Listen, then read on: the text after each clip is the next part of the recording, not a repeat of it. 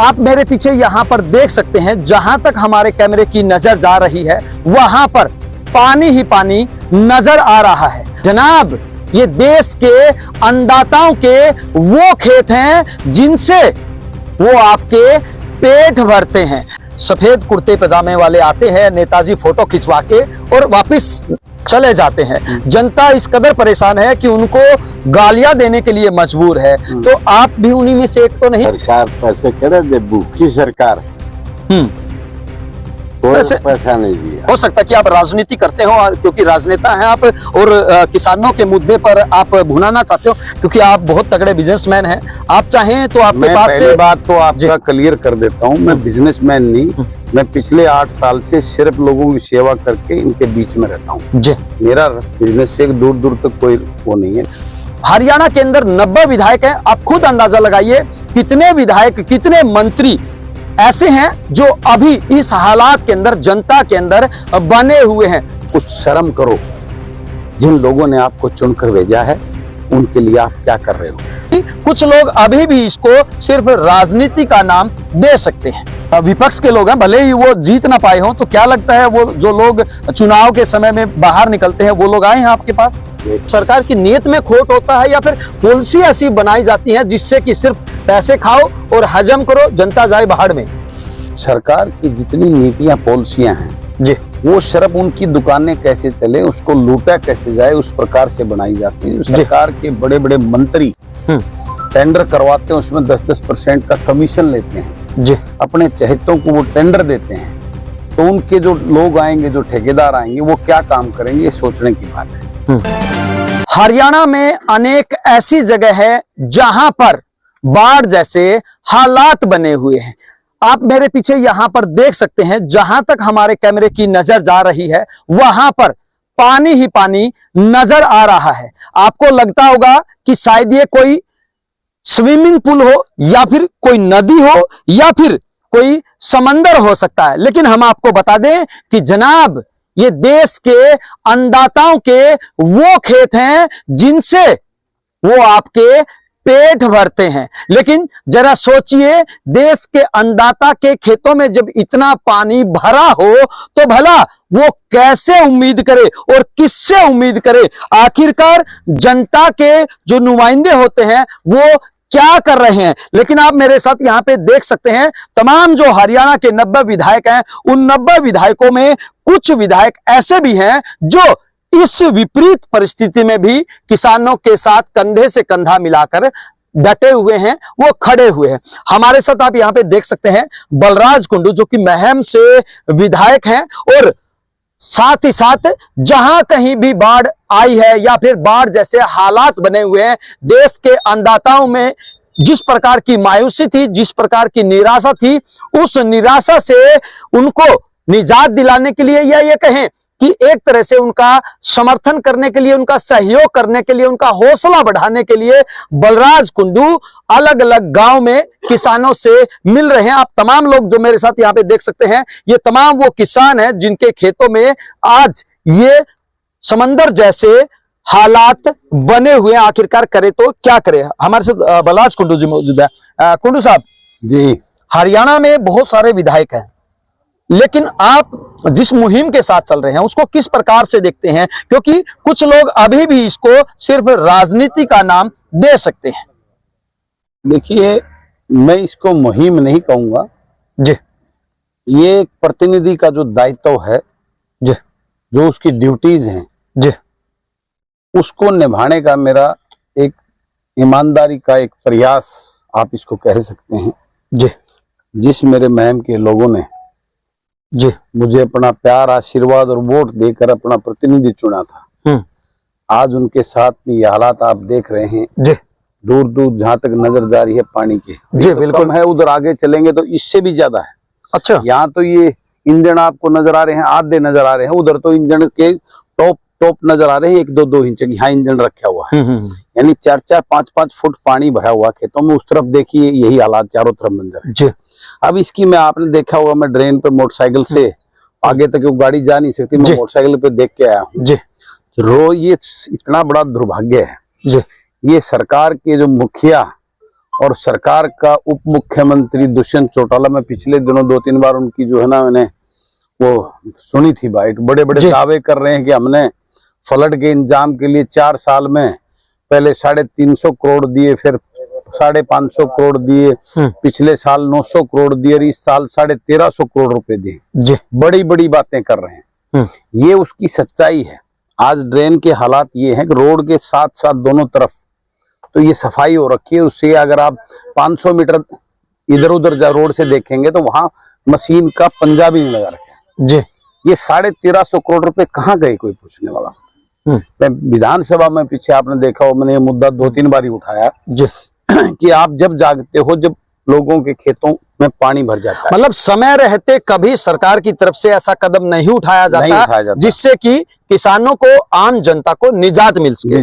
तो विधायक जी, अगर हम बात करें सरकार की या पॉलिसी की, क्या लगता है सरकार की नीयत में खोट होता है या फिर पॉलिसी ऐसी बनाई जाती है जिससे कि सिर्फ पैसे खाओ और हजम करो, जनता जाए बाहर में? सरकार की जितनी नीतियां पॉलिसियां हैं जी, वो सिर्फ उनकी दुकानें कैसे चले, उसको लूटा कैसे जाए, उस प्रकार से बनाई जाती है। सरकार के बड़े बड़े मंत्री टेंडर करवाते हैं, उसमें 10-10% का कमीशन लेते हैं जी, अपने चहेतों को वो टेंडर देते हैं। तो उनके जो लोग आएंगे, जो ठेकेदार आएंगे, वो क्या काम करेंगे, ये सोचने की बात है। और वही नजारा है आज, जिसकी वजह से आज ये गरीब अंधा था जी। अभी तो एक बारिश हुई है, ये मंजर ये है कि 25 तारीख की रात की एकमात्र बारिश से ये हालात हो गए हैं। अभी तो टाइम और भी आगे ब्रॉडकास्ट में बता रखी, आगे भी बरसात बता रखी है, बिल्कुल आगे क्या हालात होंगे जी। और ये हर साल की है। पिछली बारी भी ऐसा ही मंजर था, मैंने विधानसभा में पूरा जोर इसका वो उठाया था। सरकार ने बड़ी बड़ी बातें की थी, इनको मुआवजा देने की बात की थी, यहाँ किसी को कोई मुआवजा नहीं मिला, मुआवजा नहीं दिया गया। लेकिन सरकार की तरफ से दावे तो ये किए जा रहे हैं कि उन्होंने सभी किसानों की जो समस्याएं थी या फिर उनकी जो मांगे थी उनको मान लिया गया है। लेकिन विधायक जी, ये तो पिछली बात की बात करें, अभी के सामने जो अभी की अगर हम बात करें, इस मंजर को देखकर ऐसा नहीं लगता कि केवल यही फसल बल्कि आने वाली 2-4 फसलें और भी इस माहौल में, इस पानी में पैदा नहीं हो सकती? आगे अक्टूबर नवंबर तक नहीं खत्म होता और गेहूं की बिजाई भी नहीं होती जी। और पिछले गेहूं की बिजाई के टाइम पे मैंने ये मुद्दा उठाया था अक्टूबर नवंबर के जो हाउस में जी, तो मुख्यमंत्री ने खड़ा होकर कहा था कि जिस जमीन पे बिजाई नहीं होगी हम 7,000 रुपए एकड़ जमींदार को मुआवजा देंगे जी। मेरे हलके में तो 1 एकड़ किसी एक किसान को 7,000। एक मिनट विधायक जी, हो सकता है कि आप राजनीति करते हो और क्योंकि राजनेता हैं आप और किसानों के मुद्दे पर आप भुनाना चाहते हो। मेरे साथ कुछ किसान मौजूद है, इनसे जानने को। बाबूजी, क्या लगता है सरकार ने पैसे दिए हैं? सरकार पैसे करे दे, भूखी सरकार है, कोई पैसा नहीं दिया। पैसे दिए होंगे बाबूजी, सोच लीजिए। नहीं, खाते में पैसे आए हैं? नहीं आए। पक्का? हाँ। बच्चों, क्या नाम आपका? क्या नाम? मनोज जी। हाँ जी। पैसे मिले हैं? नहीं जी, नहीं मिले। विधायक की बातों में मत आइए। ना विधायक की कोई बातों में नहीं है। क्यों? हमने पैसे नहीं, हमारी 3 फसल नष्ट हो चुकी है जी। हाँ, कोई पैसा नहीं, घोषणा होती है और फिर पंजीकरण। ये जहाँ हम खड़े हैं, ये कौन से गाँव का इलाका आता है? ये खरेटी गांव का इलाका। खरेटी गांव का? खरेटी, निंदाना और ये आसपास के गांव? नहीं, ये खरेटी का इलाका। और भी कुछ किसान हमारे साथ मौजूद है। क्या नाम है बाबूजी आपका? सत्यवान जी। खेती करते हैं आप? खेती जी। तो क्या लगता है जो हालात यहाँ पे देखने को मिल रहे हैं, जिस प्रकार से खेतों में पानी खड़ा हुआ है? हालात देख रहे हो जी, बुरा हाल है। तो हर साल लगा है, हर साल होता है, हर साल यही। तो क्या सिर्फ नेता लोग वोट मांगने के लिए आते हैं या फिर आपके साथ इस दुख की घड़ी में खड़े भी होते हैं साथ में? दुख की घड़ी जगह जी अपने प्रसाद कुंडू जी आए हैं जी, और तो कुछ है नहीं, कोई आ गया मुआवजा करने आ गया। विपक्ष के लोग हैं, भले ही वो जीत ना पाए हों, तो क्या लगता है वो जो लोग चुनाव के समय में बाहर निकलते हैं वो लोग आए हैं आपके पास? नहीं सर, कोई नहीं आया। वोट मांगने आए हैं, काम करने नहीं आता या कोई भी काम करने नहीं आता है, वोट मांगने जी। देखिए, ये भी बहुत बड़ी बात है क्योंकि जब चुनाव का समय आता है तो भले ही किसी एक पार्टी की बात हम नहीं कर रहे, तमाम वो लोग जो जनता से उम्मीद रखते हैं, जनता की वोट लेना चाहते हैं, प्रत्येक उस प्रतिनिधि का दायित्व बनता है कि वो इस दुख की घड़ी में किसानों के साथ, आम जनता के साथ कंधे से कंधा मिलाकर खड़ा हो। बलराज जी, निश्चित रूप से हमने पूछ लिया क्योंकि हम भी जाना चाहते थे और पूरा प्रदेश भी जाना चाहता है, कहीं आप राजनीति ना कर रहे हो, इसलिए जाना जरूरी था। इन्होंने साफ कर दिया है कि किसी प्रकार का पैसा इनके खातों में नहीं आया।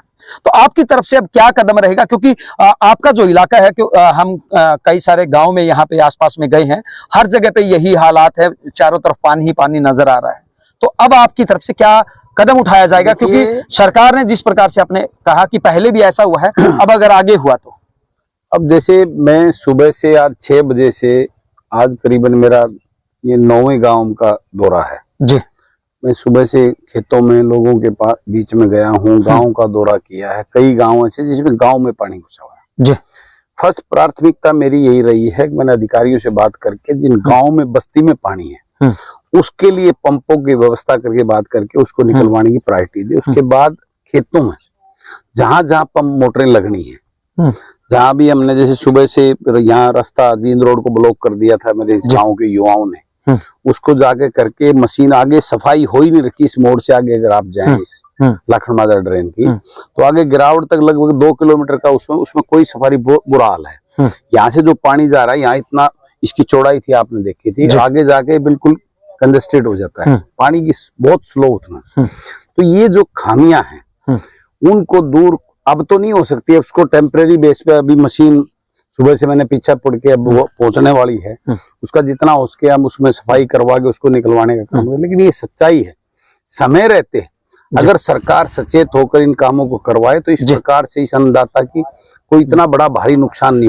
उठाना पड़े। कुंडू साहब, जब से बारिश का मौसम आया है या फिर बाढ़ जैसे हालात बने हैं कुछ इलाकों में, वहां पे सफेद कुर्ते पजामे वाले आते हैं, नेताजी फोटो खिंचवा के और वापस चले जाते हैं। जनता इस कदर परेशान है कि उनको गालियां देने के लिए मजबूर है। तो आप भी उन्हीं में से एक तो नहीं कि आए, फोटो खिंचवाए और चल दिए, क्योंकि आप बहुत तगड़े बिजनेसमैन हैं, आप चाहें तो आपके पास पहले बात तो आपका क्लियर कर देता हूं, मैं बिजनेसमैन नहीं, मैं पिछले 8 साल से सिर्फ लोगों की सेवा करके इनके बीच में रहता हूं। मेरा बिजनेस से दूर दूर तक कोई वो नहीं है, मेरे परिवार है, वो तो रोजी रोटी के लिए सबको कुछ ना कुछ करना पड़ता है। बिल्कुल, मेरा मैं इस राजनीति में आया हूँ सेवा करने के लिए और लोगों के अपने लोगों के बीच में रहकर, अपने परिवार के बीच में रहकर मैं सिर्फ उनके लिए तत्पर रहता हूं। और जो ड्यूटी, जो जिम्मेवारी, जो विश्वास इस महम की जनता ने मुझ पर जताया है, उनके बीच में रहकर अपनी उस ड्यूटी को पूरा करता हूं पूरी ईमानदारी से। नहीं कुंडू साहब, इसलिए हम पूछ रहे हैं कि आपकी तरफ से क्या कदम उठाए गए,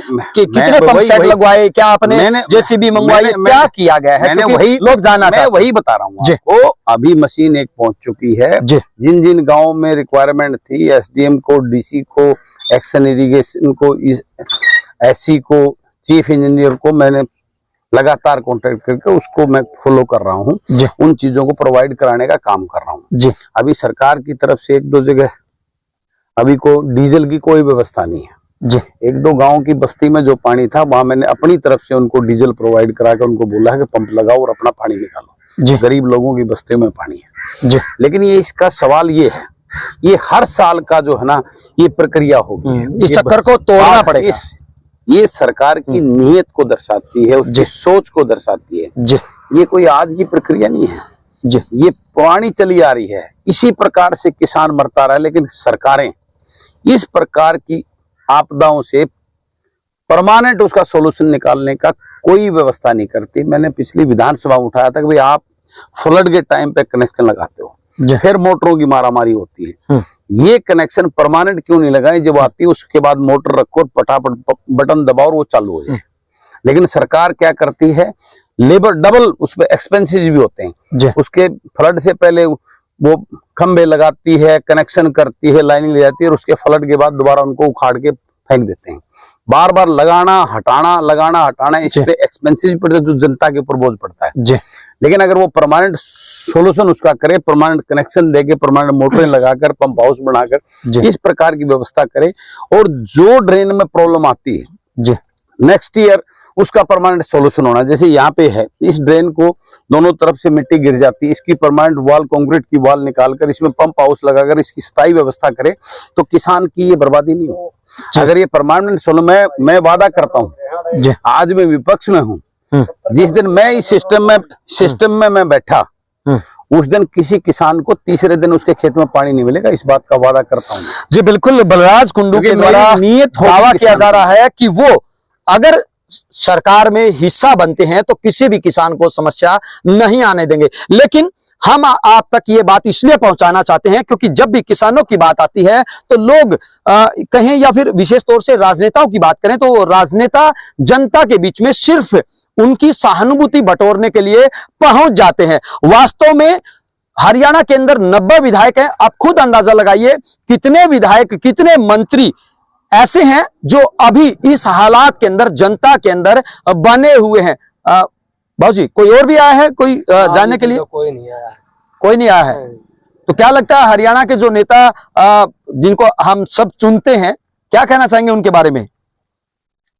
अभी तो ये तो कोई नहीं, बलराज कुंडू ही आए हैं। जी, बलराज कुंडू आए हैं। तमाम नेताओं से हमारी अपील है कि आपके इलाके में भी अगर किसी प्रकार की कोई परेशानी है, किसान परेशान है, जनता परेशान है, तो आप भी जनाब उठिए, जागिए और जनता के बीच पहुंचिए ताकि उनको समस्याओं से निजात मिल सके। बलराज कुंडू जैसे तमाम जो नेता हैं, या ये कहें कि जो जनता के चुने हुए नुमाइंदे हैं, अगर सभी इस प्रकार से काम करें तो जनता को परेशानियों से बचाया जा सकता है। विधायक जी, आप हरियाणा के जो मंत्री हैं या विधायक हैं, तमाम विपक्षी पार्टियों के लोग हैं, क्या कहना चाहेंगे उनको लेकर आप?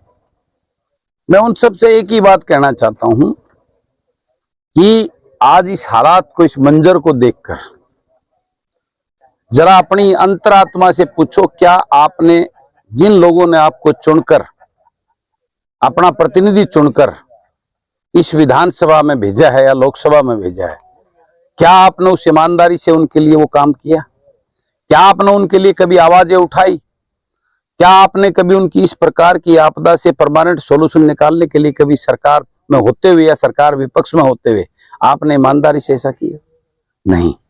ये मैंने जो है ना, मैं पहली बार विधायक बना हूं और मैंने इस 4.25 साल के अंदर उस बात को बड़ी बारीकी से महसूस किया और देखा है कि वहां सिर्फ अपनी वोट की राजनीति की जाती है, उस जनता की जिसने वोट देकर आपको यहाँ विधानसभा में, आप उसकी चिंता नहीं करते। और ये बात मैं कई बार विधानसभा में बोल चुका हूं, कुछ शर्म करो, जिन लोगों ने आपको चुनकर भेजा है उनके लिए आप क्या कर रहे हो? वो भगवान है, चलो जनता को आप बेवकूफ बना सकते हो, लेकिन ऊपर बैठा भगवान आपको इन आपके कर्मों का हिसाब आपसे जरूर लेगा। जी बिल्कुल, बलराज कुंडू का साफ तौर से कहना है कि जो जनता को बेवकूफ बनाने में विश्वास रखते हैं उनके साथ भी एक दिन भगवान जरूर न्याय करता है। आप मेरे साथ यहाँ पे देख सकते हैं कि हरियाणा के अलग अलग इलाकों की अगर हम बात करें तो बहुत सारे ऐसे इलाके हैं जहां पर जो खेत हैं, जो अन्नदाताओं की अनाज पैदा करने की जो जगह है वो तालाब बनी हुई हैं, और किस प्रकार से अन्नदाता जो पूरे देश का पेट भरता था आज उसी के लिए खाने के लाले पड़ गए हैं। आपकी क्या कुछ प्रतिक्रिया है तमाम नेताओं को लेकर? आप हमें कमेंट बॉक्स के माध्यम से जरूर बताइए। वीडियो जर्नलिस्ट रोहित के साथ अजय लोहान, बिंदास हरियाणा।